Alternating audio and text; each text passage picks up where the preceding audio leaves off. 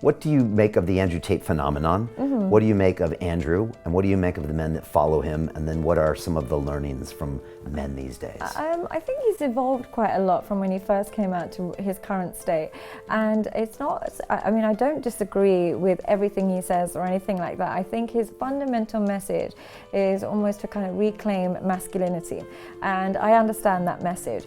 The only thing that I disagree with is how he packages it is through more of kind of cheap thrills again, like with young women and beautiful women on a yacht. Like if you want to be a masculine man, that's what you need. And if you want to be a masculine man, you need a nice sports car.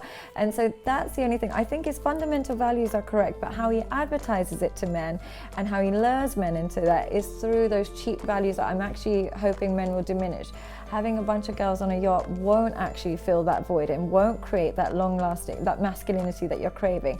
Investing into one woman and actually being responsible for her and responsible for her well-being and your children's well-being is more likely to create masculinity than hiring a boat with a bunch of Swedish models.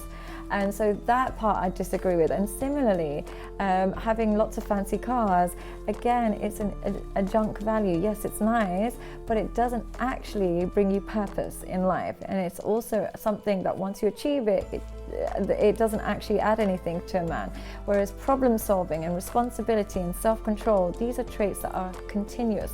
There's only a certain amount of fast cars you can drive, but there's endless amount of self-control, responsibility and problem solving that will lead to masculinity. So I think sometimes he advertises it wrong, but I think his fundamental messages are ones that I agree with. There's a lot about, you know, setting boundaries, there's a lot about taking personal accountability, there's a lot about spirituality that I do agree with. So I would say I agree on 70%. There's certain things I disagree with, but majority on the whole I agree. What do you think of Andrew? Also, I've heard you quote him and say, I like Andrew Tate, but I don't like his followers. Yes. And I've heard you say that, look, Andrew has paid the cost to be the boss. Yeah. And so he's done the work, Yeah. you know, physically, mentally, whatever he has done, so he can act that way. Yeah. But the followers just hear what he says and they just parrot it back, but they Yeah. actually haven't done the work. No. He might agree because Yeah. he's always saying, look, you know, there is no depression. Get up, do the work, become a man, take responsibility, do things that are hard. Yeah. That's how you build your character. But you see a lot of the Tate fans out there and they just act as if. Yeah, and I think that's the main problem with men in general, the shortcuts. The men in this generation, the real problem is they're looking for shortcuts. They want shortcuts to sexual gratification. They use porn. They want shortcuts to kind of women. They might just use a lot of money to lure them in. They want money, so they might quickly invest in something or quickly, and they don't want to delay the gratification. They don't want to have a career. They don't want to educate. They just want to go straight into making money. They might even turn to dealing drugs. Everything is shortcuts. Now the problem with shortcuts is it doesn't teach you problem solving. Now, if I make money very quickly, very instantly, overnight through crypto, or if I do it through a quick online business, whatever it is, fantastic, great. But I haven't learned problem solving.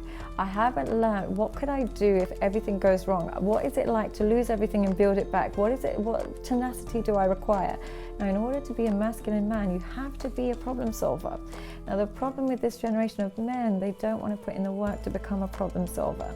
And they don't want to take on responsibility, but they want all of the joy of the outcomes of money and women and cars. And so I think that's what they're losing, is their inability to delay gratification and learn the skills required for success. Instead, they just want the success. And that's what I think his followers are like. They want to say they're Andrew Tate. They want to say they believe in everything that he believes in, but they've done none of the groundwork that warrants that opinion in themselves. And one thing I have to say that what he highlighted is the importance of fearlessness. And we as human beings need fearless men. The reason being, it's an evolved trait. Like when we used to live in hunter-gatherer times, if everybody was so fearful, we would never go out and hunt and get food. We needed fearless men that would say, I don't care that it's dark, let me quickly, I think I heard something, let me go hunt it. Now, women, what's happening is we're creating fearful men because they're terrified to even, approach a woman in the gym in case she films it and puts it on TikTok, or we're terrified to even compliment a woman in case she kind of gets you arrested.